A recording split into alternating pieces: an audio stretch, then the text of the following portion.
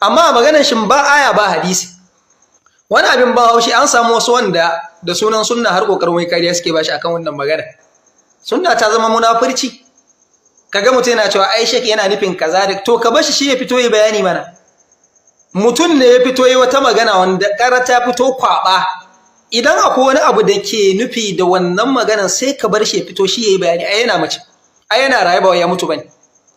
Yanzu kana ga idan ka kare shi a duniyar nan kayi kumbiyanka kayi munafurcinka kana garin lahira zaka kare shi a gaban Allah. Ka bar shi ya fito ai shi yana raye. Yanzu Dr. Idris da ya faɗi magana Allah cikin shi Allah ya rahamshe shi da yan bid'a suka juya aka yi ta wani ma'ana waye fito yi ta bayanin wannan magana shi ya fito da kanshi ya ta bayani cewa ni fa ga abin da nake nufi kaza nake nufi to tun da shi ma wannan yana raye ba shi ya fito mana ya faɗi dalilansa akan wannan magana da ya barko kamar ga dan munafurci Aisha ke yana nufi to inda haka ne kowa ma duk wanda zai zo wata kwaba yana da uzuri yan bid'a ma da muke musu raddi yau duk wata magana da za su yi na kwaba su ma sai mun nema musu tawili sai mun nema musu wato uzuri inda an bi wannan hanyar munafurcin bata musulunci ne wallahi a ce kawai mutum dan yana danganta kansa da sunna ko malami na ne ko malamin kungiya na ne ko muna da alaka da shi zai zo yayi wata kwaba sai a rurrufe wannan kwaban ko a yi mata wani tawili to wallahi tallahi inda haka ne yan bid'a ma mu kyale su kawai kowa a bashi abin da ya ga dama domin wallahi tallahi duk maganan da yan bid'a suke faɗa idan an so a yi tawulce a kare su wallahi za a yi kuskure sunan shi kuskure kowa ya yi shi da haka masu kinibibancin fitowa Aisha yana nufin kaza wannan munafurci ne ku bar shi yana raye ku bar shi ya fito ya bayani ya kawo mana dalili akan wannan maganar da ya baro na daurewa azzalumai gindi na daurewa yan siyasa wato na goyewa yan siyasa baya na goyewa kowane azzalumi ya zalincin shi Allah zai yafi masa wai cewa da yake ai kai da wuya wato kai da kaya mallakan kai ne wai shine dalilin sa cewa idan Allah ba zai iya yafe zalincin tsakanin bayi ba in Allah ba zai iya yafe wannan ba to ai bai ma cika Allah ba dan Allah ka zo ta magana ta shiririta ta hayaniya yanzu Allah subhanahu wataala wato a cikin irin ikonsa sai ya ce wala yazlimu rabbuka ahada da girmansa da matsayinsa da shi ne kanshi ya halicce mu shi ne ya samar da mu amma ce ba zai zalunci wani ba da Allah zai tattara mu kaf gabaki ɗayan mu kowa da musulman mu da kiristocin mu da arnan mu da kowaye Allah ya kai mu to bai zalunci ba halittansa ne nashi ne amma Allah ya ce ba zai zalunci ba ya ibadi ne zai yafi amma in hakki na bayi ne Allah ba zai yafi ba yace to duk wanda ya faɗi wannan maganan banza ce wai magana ce wanda ba ta da dalili kan cewa Allah hakkin shi ne kawai zai yafi ba zai yafi hakkin bayi ba za mu sa yan uwa ku ji da kyau magana daga bakin mai ita wai cewa wai in hakkin na Allah ne zai yafi wa in na bayi ne ba zai yafi ba sai bayi su yafi wannan magana duk wanda ya faɗi ta maganar banza ce ba gaskiya bane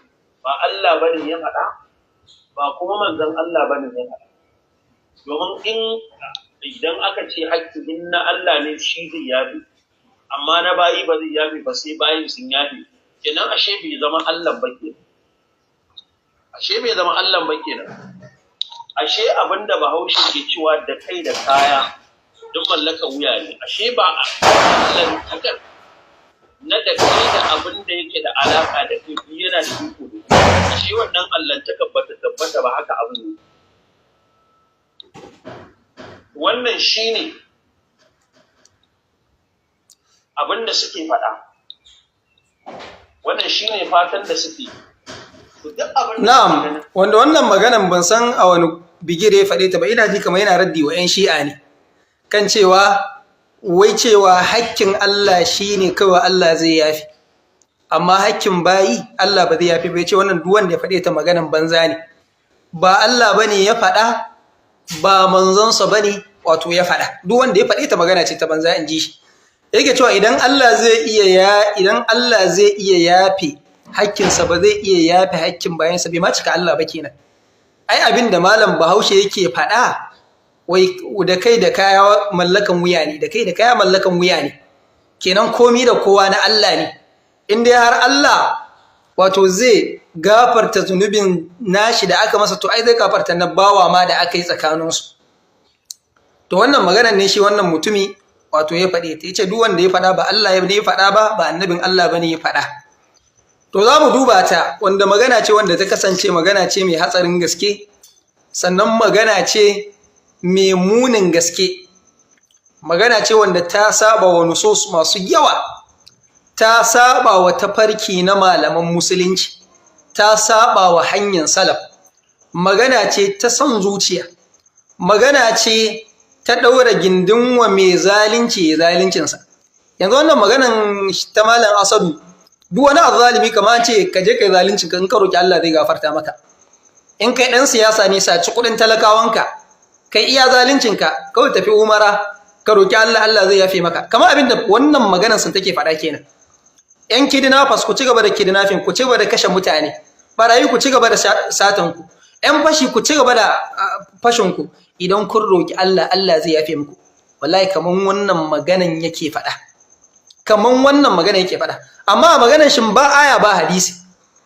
Wani abin ba haushi an samu wasu wanda da sunan sunna har kokarin wai kariya suke bashi akan wannan magana.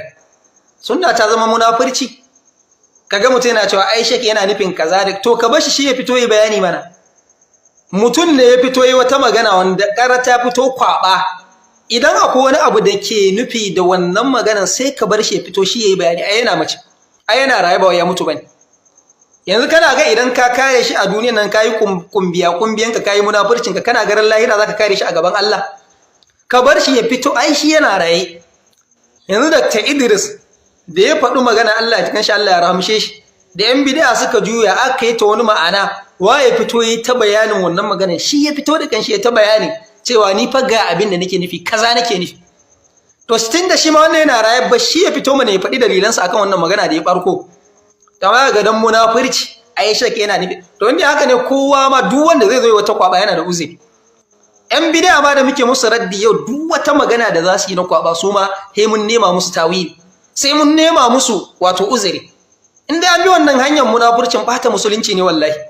A ce kawai mutum dan yana danganta kansa da sunna, ko malami na ne, ko malamin kungiya na ne, ko muna da alaka da shi, zai zo yayi wata kwaba sai a rurrufe wannan kwaban ko a yi mata wani tawili.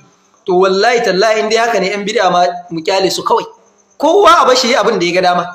Domin wallahi tallahi duk maganar da yan bid'a suke faɗa, idan an so a yi tawulce a kare su, wallahi za a yi kuskure, sunan shi kuskure, kowa ya yi shi. Da haka masu kinibibancin fitowa ai shek yana nufin kaza wannan munafurci ne. Ku bar shi yana raye, ku bar shi ya fito ya bayani, ya kawo mana dalili akan wannan maganar da ya baro na daurewa azzalumai gindi, na ɗaurewa 'yan siyasa, wato na goyewa 'yan siyasa baya, na goyewa kowane azzalimi ya zalincin shi Allah zai yafi masa. Wai cewa da yake ai kai da wuya, wato kai da kaya mallakan kai ne, wai shine dalilinsa. Cewa idan Allah ba zai iya yafe zalincin tsakanin bayi ba, in Allah ba zai iya yafe wannan ba, to ai bai ma cika Allah ba. Dan Allah ka zo ta magana ta shiririta ta hayaniya, yanzu Allah subhanahu wata'ala wato a cikin irin ikonsa, sai ya ce wala yazlimu rabbuka ahada. Da girmansa da matsayinsa da shine kanshi ya halicce mu, shine ya samar da mu, amma ce ba zai zalunci wani ba. Da Allah zai tattara mu kaf gabaki ɗayan mu, kowa da musulman mu da kiristocin mu da arnan mu da kowaye, Allah ya kai mu ta bai zalunci ba, halittansa ne, nashi ne. Amma Allah ya ce ba zai zalunci ba. Ya ibadi inni haramtu zulma ala nafsi, yace ya ku bayina na haramta zalunci a karan kaina, ni ba zan yi zalunci ba. Waj'altuhu bainakum muharrama, Allah ce kuma na sanya zalunci haramun ne a tsakaninku, fala tazalimu, kar ku zalunci shashin ku. To amma wannan mutumin kararrai fito yake cewa ai cewa maganan banza ne, a ce wai idan mutum ya Allah ba zai iya yafi. Bari mu karasa shi kafin mu karanta hadisai da maganganun malamai. Wai cewa wai in haƙƙin na Allah ne zai yafi, wai in na bayi ne ba zai yafi ba, sai bayi su yafi. wannan magana duk wanda ya faɗi ta maganar banza ce ba gaskiya ba. Yace wai cewa hakki in Allah shine zai yafi amma na bayi ba zai yafi ba, yace wannan maganar banza ne. Duk wanda ya faɗe ta ba ta da dalili. To kaga wannan maganar san da ya faɗa magana ce mai hatsarin gaske. Cewa maganar banza ce kan cewa ai Allah shine zai hakkinsa ne zai yafi banda na bayi. Wanda akwai hadisai birjik wanda zamu ji su da maganganun malamai a kansu.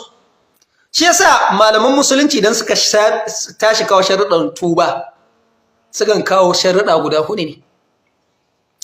Yin nadama akan abin da ya gabata, barin wannan saban, yin nadama akan abin da ya fata, barin wannan wato ciratuwa daga wannan saban, sannan yin nadama akan mutum ba zai koma ba.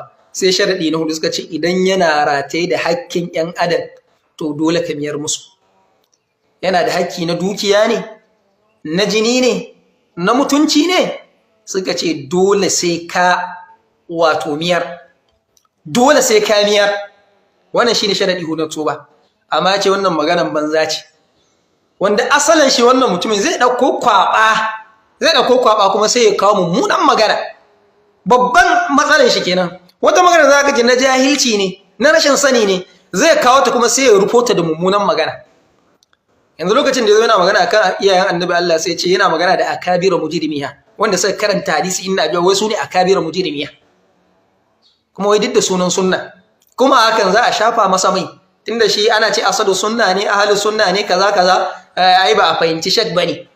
In kun kare shi anan za ku kare shi a gaban Allah? Shin za ku iya kare shi a gaban Allah ranar tashin kiyama? To wannan maganar da ya faɗa din magana ce ta kwaba, ta rashin sani, magana ce ta jahilci. Lallai Allah baya gafarta haƙƙin wani akan wani.